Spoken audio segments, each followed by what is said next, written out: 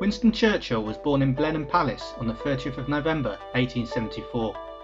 His father was an English politician.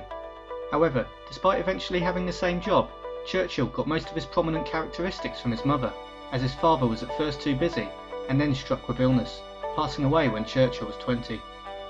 Churchill and his American mother were both full of energy, ambition and courage, with a passion for adventure. He did not do naturally well at school and was written off as an academic failure by his dad. It was mutually decided by both of them that a career in the army was what lay ahead for a young Churchill. When in school, he developed a fluency in the English language. This mastery allowed his words, both written and spoken, to be his main source of income from the age of 21. He wrote a lot, many articles and books, some of them long. His account of the Second World War is over 2 million words. As a soldier, he served in Cuba, India, Egypt, Sudan and South Africa. He returned to London with several medals. It was on his return that he first ventured into politics, winning a seat in 1900 and making his first speech in the House of Commons in 1901 at the age of 26.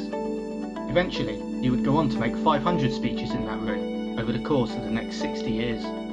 He joined Parliament as a Tory, but switched to a Liberal in 1904. He was not a political party man, and his loyalty belonged to the national interest in his own. When he eventually lost his seat in 1922, he returned to the Conservatives. He joined the cabinet at the age of 34, becoming president of the Board of Trade. Shortly after this, in 1908, he got married and went on to have a son and 4 daughters. His political career continued to rise, becoming Home Secretary. This office he held, he later admitted he disliked the most, in particular when exercising the power to confirm death sentences. He later took the government into the oil industry, creating an oil company now known as BP. Churchill's responsibility also included the Royal Navy, and he formed policies to increase the ship construction rate after seeing Germany increase theirs. It meant that when the First World War began, the British fleet was ready. When the Belgians were about to surrender Ostend and Antwerp in the war, Churchill was ordered to go to Antwerp and take charge. He was delighted to, and held the city for a week, allowing 3 chief French channel ports to be secured in the meantime. Prime Minister Asquith was thinking about a coalition with the Tories, which would require Churchill to be removed of his position in charge of the Royal Navy. And this occurred when Asquith began to fight for his own political survival. Churchill was determined to return to the front line, and fought in Flanders in 1915. This service in the trenches helped him in both World Wars, as it enabled him to understand the views of the ordinary soldiers. Asquith was eventually ousted in 1916, and Churchill returned as an unofficial advisor on the war to the new Prime Minister, Lloyd George. By 1917 he received an official title, Minister of Munitions. Within a year, the British Army was better supplied with weapons than the French or Germans. He also made sure the Americans arriving at this time were never short of munitions either. After Lloyd George won another election in 1918, he put Churchill in charge of the Army and the Air Force. In 1921 he also became head of the Colonial Office. A year later, in 1922, Lloyd George was forced to resign and his coalition government split, leaving Churchill, nearing 50 years of age, with no office or seat in Parliament. Throughout his life he nearly always drank champagne at mealtimes. He had a special room in his house for cigars that never had more than 12 a day. A couple of years later, in 1924, Churchill returned to the House of Commons, winning a seat with a large majority, and promptly joined the Conservatives, where he'd stay for the rest of his career. Prime Minister Baldwin had just won the general election and made Churchill the Chancellor of the Exchequer. As Chancellor, he introduced 5 budgets, each with a 2-hour speech, superbly delivered with majestic language. They were very popular in Parliament and the country as a whole, described as the great events of the parliamentary year by the Times newspaper. One aspect where his persona changed completely was defence. From building a fleet of over 1,000 warships when in charge of the Navy, as Chancellor he became stingy, being particularly hard on plans to replace the ships.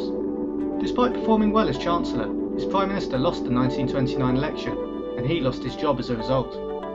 He also resigned from his seat on the Conservative front bench over the issue of allowing India to self-rule, which he was against.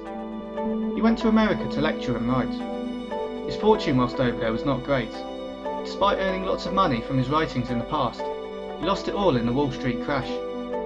Then he was seriously injured by a car after looking the wrong way when crossing the road. In 1933, Adolf Hitler came to power in Germany. Churchill initially had no success in alerting public opinion to the danger of Germany, despite expressing the view that aerial warfare would be devastating, and told the House that 40,000 Londoners alone would be killed or injured in the first week of war. Eventually, by 1935, the speeches started to make some progress. After the Nazi invasion of Poland, Britain and France declared war. Soon after, Churchill was invited to accept his old post as head of the Navy, which he did, along with a seat in the War Cabinet. During this time, he received a letter from Franklin D. Roosevelt offering friendship, which Churchill accepted, allowing Britain and USA to be brought closer, something which would prove invaluable in the coming years. Prime Minister Chamberlain was heavily criticised for Britain's failure to stop Norway being taken over by Nazi forces, and with his support dwindling, he decided to resign. On Friday the 10th of May 1940, Winston Churchill got the job of Prime Minister, 12 hours after the Germans had begun their campaign against France. His first victory over Hitler was won over the airwaves. Whilst Hitler was the most popular leader in German history from 1933 to 39, the German people did not want to be led into a world war. When he invaded Czechoslovakia in March 1939, it was his first major unpopular act. Hitler ceased to make public speeches after sensing his loss in popularity. Churchill, on the other hand, increased his presence in newspapers and newsreels with a series of memorable and electrifying speeches. Churchill sensed the importance of air power and the opportunities it offered. He instructed his aircraft production minister to go flat out, and British production overtook German both in quantity and quality. The battle over British skies was won by Britain, and the Germans resorted to night bombing. He paid tribute to the RAF fighter pilots in a speech. Never in the field of human conflict was so much owed by so many to so few. This victory in the Battle of Britain allowed Churchill to then go on the offensive. In late 1941, Hitler declared war on America. This would prove to be his biggest mistake. Japan was already attacking Britain and America, but Churchill persuaded Roosevelt to defeat Germany first. This would be the most important act of persuasion in Churchill's entire career. He got the Americans to agree to a joint landing in Africa, which succeeded, and all Axis forces there surrendered. Then followed Churchill's invasion of Sicily and Italy, causing the Italians to switch sides and join the Allies. There was also Churchill's campaign of heavy bomber assaults on Germany. Despite things going badly wrong elsewhere, these raids kept his popularity high. Churchill was not held back by humanitarian motives, and the raids killed 600,000 German civilians and destroyed the remainder's morale. The Allied invasion of northwest Europe was timed correctly by Churchill and was necessary to defeat Germany. It was achieved with minimal loss of life for so hazardous and immense an operation. By the end of the war, Churchill was 70 years old. He wanted to continue the coalition government, but was forced to begin an election campaign with the Tory party. Labour won, and in 1945 Churchill was out. In opposition, his main task was to arouse the world to the dangers presented by the power of the Soviet Union under Stalin. In 1951, Churchill returned to power. In 1953, the Queen made him a knight, and in 1955 he handed over the reins and stepped down as Prime Minister, staying as a Member of Parliament until 1964. He died the following year, aged 90, having lived a full life, and is now seen by many as the greatest Briton that ever lived. So what can we learn from his life? Always aim high. He may not have always met his elevated targets, but by aiming high, he always achieves something worthwhile. There's no substitute for hard work. He worked hard at everything to the best of his ability, and never allow mistakes or criticism to get you down. His career was an exercise in how courage can be displayed, providing reassurance and inspiration to others.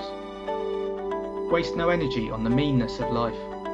There was no recrimination, shifting the blame, malice, or vendettas in his tenure. Absence of hatred leaves room for plenty of joy in life. Churchill was happy with people. No great leader was ever laughed at or with more than Sir Winston Churchill.